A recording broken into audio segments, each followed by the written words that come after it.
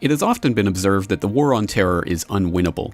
After all, how could a war on an abstract noun ever have its mission accomplished moment? It is, according to this wisdom, meant to drag on forever. Just because a war can't be won, however, doesn't mean it can't be lost. The truth is that the war on terror is over, and America has lost. Just look at the images of the Watertown lockdown.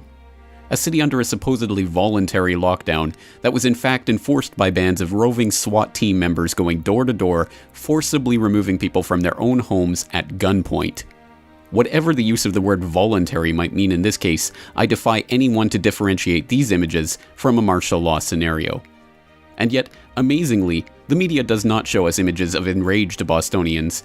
It does not interview those who were treated this way by the SWAT teams.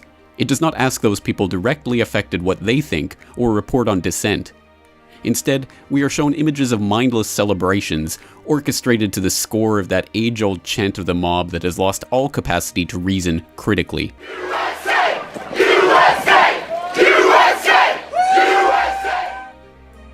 Surely it is a mob far under the hypnotic spell of the mainstream fear programming that can cheer the destruction of their own rights. It is even more perverse that this destruction is being done in the name of two bumbling college-age boys who, it must be stressed, have yet to be proven guilty of anything. The irony seems to be lost on much of the American population that scenes like these are precisely what the all-pervasive terrorist boogeymen supposedly want.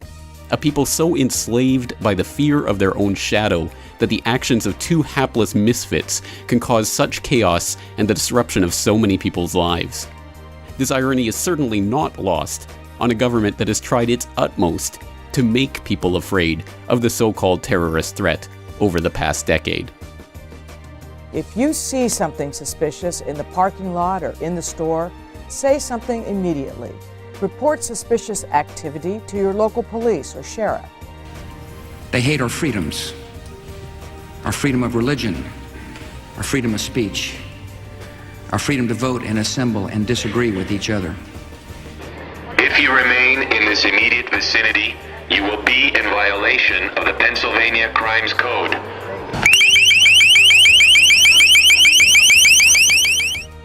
Yes, the terrorists hate you for your freedom. So who are the terrorists? And who is trying to take away your freedoms?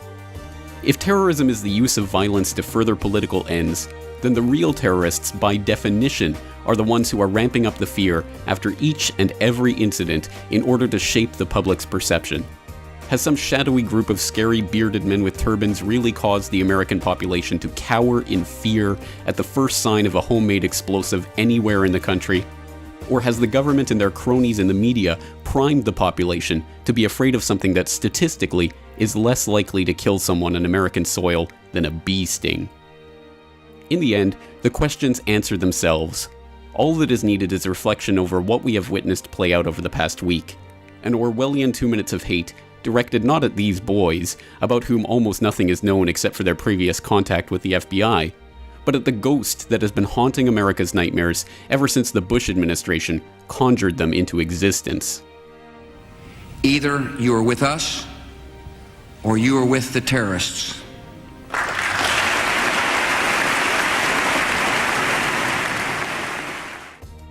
These ghosts will continue to haunt the American population until they, and their like-minded allies around the world, choose to wake up from the nightmare.